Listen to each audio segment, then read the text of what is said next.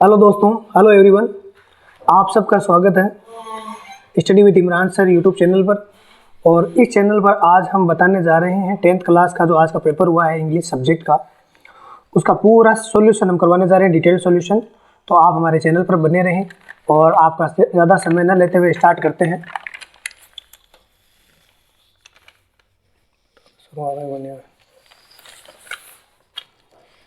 तो पहला जो पैसेज आया था हमारे, उस पैसेज के अंदर कुल 5 क्वेश्चन थे।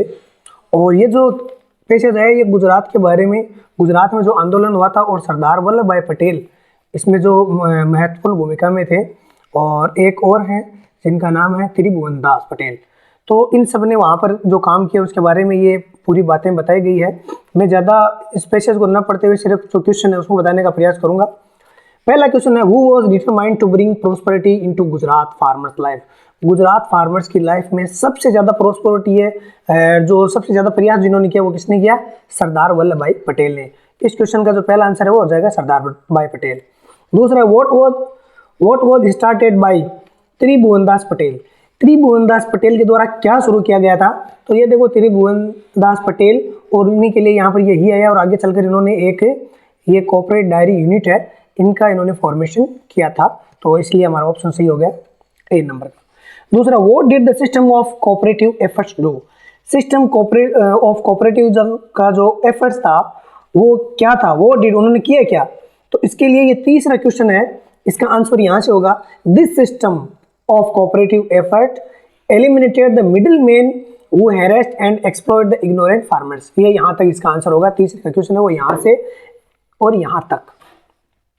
एक बात ध्यान रखना, जब भी आप पैसेज को करें तो जो नाम दिया हुआ है वहां पर ही मान लो ये दिस सिस्टम आया, तो कौन सा सिस्टम?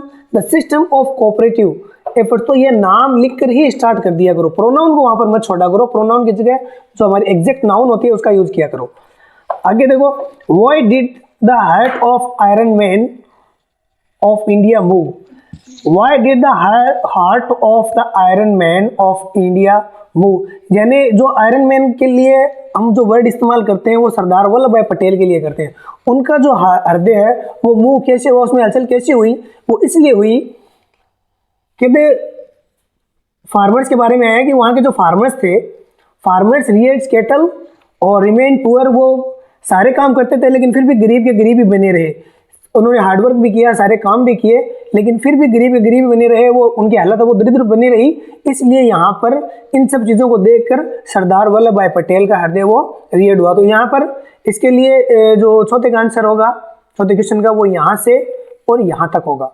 अगला क्वेश्चन है, right similar word. Similar word का मतलब होता है कि उस जैसा ही सेम अर्थ होना चाहिए, उसका मतलब भी सेम होना चाहिए। तो इसके लिए रिमूव्ड एलिमिनेटेड होगा, इसका मतलब भी हटाना, और एलिमिनेटेड का मतलब भी होगा हटाना।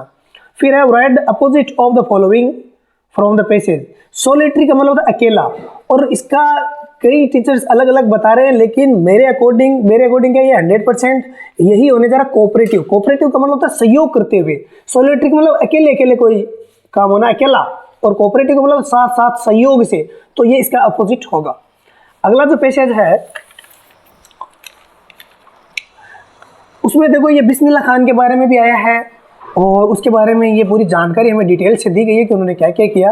तो पहले Varanasi earlier known as, Varanasi पहले क्या कहलाती थी? तो ये वाराणसी है वो पहले इसको कहा जाता था बनारस। बनारस नहीं, बनारस, याद रखना ये। और उसके बाद who was official shehnai player at the famous Vishwanath temple. Vishwanath temple के अंदर जो फेमस शहनाई वादक कौन था? तो वो था अली बख्श। ये दूसरा क्वेश्चन यहाँ पर हमने करवा दिया। आगे देखिए, एट द एज ऑफ, कितनी एज में? तो पैसे हमें बता रहा है कि एट द एज ऑफ 6। फिर हु वाज अली बख्श विलायतु। अली बख्श विलायतु कौन थे? तो इसका आंसर है वो पैसेज में, ये फोर्थ वाला है क्या? हाँ, फोर्थ वाला। फोर्थ का, Ali Bakhsh Vilayatu was the official shehnai player at the famous Vishwanath temple. यानी विश्वनाथ टेम्पल के अंदर जो अली बख्श है वो अपने शहनाई है वो परफॉर्म करते थे। आगे क्वेश्चन है, what was Bismillah Khan routine, Bismillah Khan की रूटीन क्या थी। पांचवा क्वेश्चन, तो Bismillah Khan routine was the follow his uncle the whole day to both the temples practice for hours together without any play time schools and some time at even regular meals. ये उनकी routine थी कि regular मील के दौरान भी ये है वो शहनाई वादक करते रहते थे, ये रूटीन थी उनकी। फिर आगे है, name the thing which inspired Bismillah Khan to improvise and invent ragas. राग के जो इम्प्रूव के लिए उन्होंने क्या किया। तो छठे क्वेश्चन का जो आंसर है वो ये होगा द फॉलोइंग। हाँ, इसके लिए इंस्पायर किया तो उन्होंने उनको the following waters of the river Ganga, Ganga का जो बहता हुआ पानी है, inspired him to improvise and invent ragas. अब यहाँ तक करो तो भी ठीक है, और आगे आप बच्चे तो क्योंकि लाइन को फॉलो करते हैं तो that were earlier considered to be beyond the range of shehnai, यहाँ तक भी आप कर सकते हैं। हालांकि जो पैसेज का आंसर होता है वो शॉर्ट एंड स्वीट होगा, उतना ही ज़्यादा अच्छा माना जाएगा। वैसे नंबर तो मिल जाते हैं, कोई बड़ी बात नहीं है। आगे कौन सा क्वेश्चन है आपका, 7th question, What do you know about Saraswati on the basis of the passage।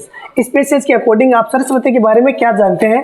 तो ये 1 नंबर का जो क्वेश्चन है वो यहाँ से आया है कि अब आपको ऐसे नहीं लिखना है कि कोमा लगा के, कोमा वगैरह ये आंसर के अंदर नहीं आती है। Saraswati is the Hindu goddess of wisdom and arts, ये पैसेज हमें यही बता रहा है। पूरा ऐसे भर भरा के नहीं लिखना है कि कोई न जाने क्या पूछा है, अलग से कुछ नहीं पूछा है। Saraswati is the Hindu goddess of wisdom and art. फिर आपको पूछा सिमिलर वर्ड गार्जियनशिप, गार्जियन हम कहते हैं ना स्कूल में हमारे गार्जियन आए हैं, गार्जियन आए हैं, तो गार्जियन का मतलब हमारा संरक्षक। तो टोटली इसका मतलब भी होता है संरक्षण, इसका मतलब भी संरक्षण, इसका मतलब भी संरक्षण। फिर है डल, डल का एक मतलब तो होता है कमजोर, है ना, इसका अपोजिट देखना है हमें। तो डल का एक मतलब होता है कमजोर, लेकिन एक इसका मतलब होता है कि डिम लाइट होती है ना, डिम लाइट जिसके अंदर रोशनी कम हो, तो यहाँ पर अपोजिट पहुंचा है तो इसका होगा लाइम लाइट, यानी जिसका मतलब लाइम लाइट का मतलब होगा तेज रोशनी, लाइमलाइट का मतलब होता तेज रोशनी।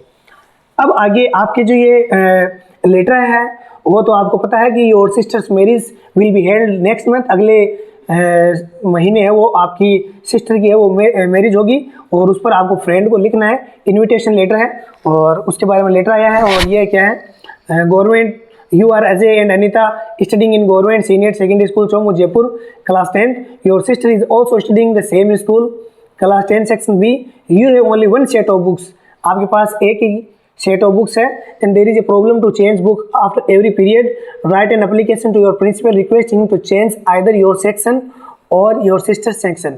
यानी आपके पास सेट एक है, दूसरी किताबें मिल नहीं रही है और आप अलग अलग सेक्शन पे हो, तो उनका सेक्शन चेंज करने के लिए और उनका टाइम चेंज करने के लिए आपको प्रिंसिपल को लिखना है, ताकि आप एक ही सेट से आप भी पढ़ाई कर सकें और आपकी बहन भी कर सके। तो ये भी है, दोनों में से आपको जो अच्छा लगे वो आपने किया होगा, ज़्यादा हार्ड नहीं है। ये अगर करते तो ज़्यादा इजी रहता, क्योंकि उसके अंदर देखो लगभग पूरी डिटेल दी हुई है और वही डिटेल आपको उसमें लिखनी होती है। इसमें तो आपको खुद को लिखना पड़ेगा कि ऐसा ऐसा होगा, ऐसा ऐसा मैरिज है, वो ये तारीख होगी, क्या होगी, वो लिखना था। इसमें सीधा आप इन्हीं पॉइंट्स को फॉलो करके पूरा लिख सकते थे। खैर ये अपनी अपनी चॉइस है।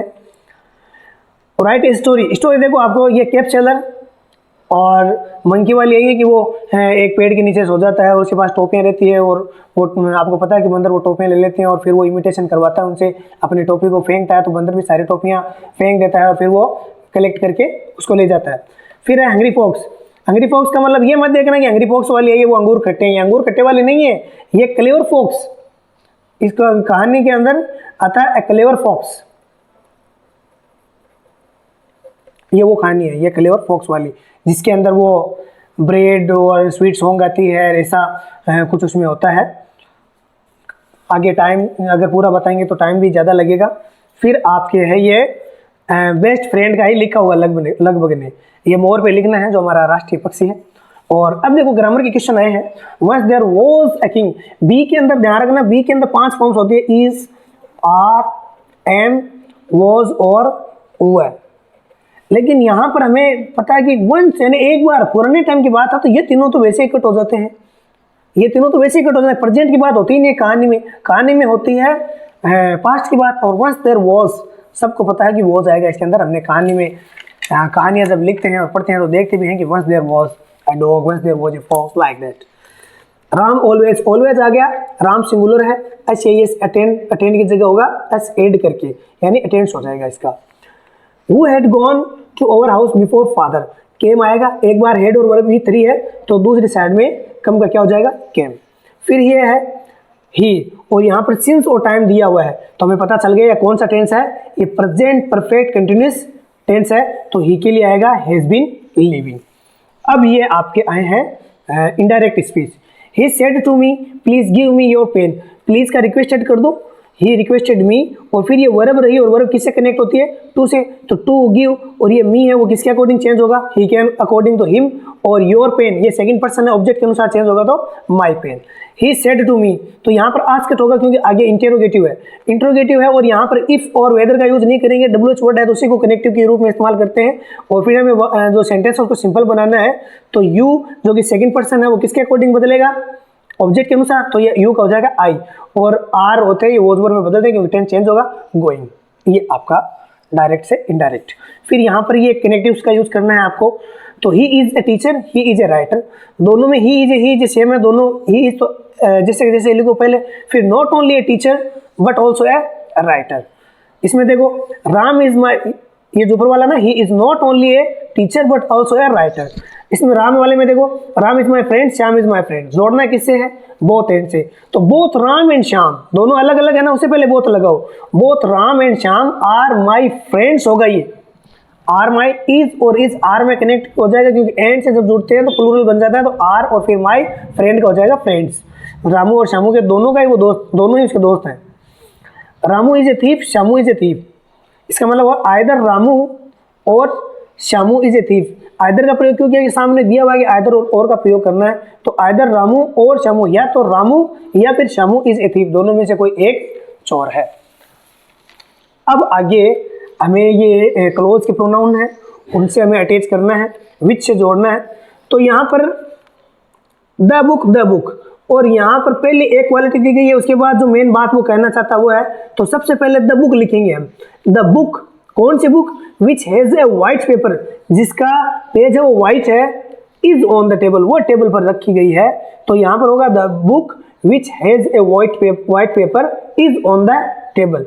और यहाँ दूसरे में देखो you met a man yesterday, the man was my father, तो वूम से जोड़ना यानी ऑब्जेक्ट को हटाना है, सब्जेक्ट को नहीं हटाना है। इसमें वू का प्रयोग करते हैं तब सब्जेक्ट को हटाओ, सब्जेक्ट की जगह यूज होगा, और वूम होता है ऑब्जेक्ट की जगह। तो सबसे पहले तो the man whom you met yesterday, the man who met yesterday, यहाँ पर ये मैन हट जाएगा क्योंकि ये ऑब्जेक्ट है, और ऑब्जेक्ट की जगह क्या आएगा, whom, और whom कब आएगा, द मैन के तुरंत बाद, the man whom you met yesterday was my father। अब आपकी पैसिव वॉइस है, बिल्कुल इजी पैसिव वॉइस आए हैं। क्रिकेट है, ऑब्जेक्ट है, इसको सब्जेक्ट बनाओ, विल भी कर दो, विल का, प्लेड टुमारो बाय प्रतिभा। और यहाँ पर they have built a house has been built. अब यहाँ पर अगर देखो हम इंपॉर्टेंट सब्जेक्ट माने तो बाय देम लगा के लिख दो, और अगर नहीं माने तो यहाँ बिल्ट तक भी आपका सेंटेंस करेक्ट है। फिर है framing questions, he is going to Jaipur today, और आपको वेयर वाला क्वेश्चन बनाना है, यानी आपको जयपुर नहीं लिखना उसके अंदर, तो where is he going today. आपको पता ही है कि जब हम इंटरोगेटिव बनाते हैं तो जो सब्जेक्ट होता है उससे पहले हेल्पिंग वर्ब आती है, तभी हम आगे इंटरोगेटिव साइन लगा सकते हैं, इंटरोगेटिव मार्क्स लगा सकते हैं। Add question tag to the statement given below, will से शुरू है, नॉट है नहीं तो विल के आगे नॉट लगाओ, बनेगा तो ऐसे ही है, विल नॉट, और राम क्योंकि लड़का है तो इसके लिए ही आ जाएगा, लेकिन शॉर्ट में जब लिखते हैं तो विल का क्या हो जाता है, वांट, यानी WONT, वांट ही, इस तरीके से। अब आगे जो पैसेज हैं वो ये सीन पैसेज आए हैं। How many brothers sisters did the young seagull have, उसके कितने भाई बहन थे, तो 2 ब्रदर्स एंड 1 सिस्टर। ये पहला क्वेश्चन है, पहले क्वेश्चन का आंसर ये हो जाएगा, क्योंकि अगर वीडियो अगर पूरा पढ़ के बताएंगे तो वीडियो ज़्यादा लंबी हो जाएगी guys. Who had been afraid to fly, डरता कौन था उड़ने से, यंग सिगली तो डरता था, तो डी इसका ऑप्शन, डी करेक्ट ऑप्शन है। Who had already flown away the day before, who had already flown away the day before, who had already flown away the day before। इसका जो तीसरे का आंसर होगा वो होगा his 2 brothers and sisters had already phloem away the day before, पहले दिन वो उड़ चुके थे, जो उसके जो भाई और सिस्टर थे वो। फिर यानी इसका आंसर होगा यहाँ से लेके यहाँ तक, तीसरे का। और जो चौथा है, where did the young seagull run away back, ये पीछे कहाँ चला गया था, तो ये है the young seagull run to the little hole under the young seagull run back to the young seagull ran back to the little hole under the ledge where he slept at night, यानी यहाँ से young seagull ran back फिर to the little hole under the ledge where he slept night, ये इसका answer हो जाएगा fourth का। Fifth वाले में है कि find the words passage, passage के अंदर से वर्ड्स लाना। एज, एज का कहीं लेज बता रहे हैं, कहीं एज यानी भी किनारा होता है, ब्रिंक यानी भी किनारा होता है, लेज का मतलब होता है हद, LEDGE, लेज का मतलब हद। और इस पैसेज में आप पाएंगे कि on the brink of the ledge, ledge के ब्रिंक, तो अगर किनारा माना जाएगा इसको तो ब्रिंक ही सही होगा।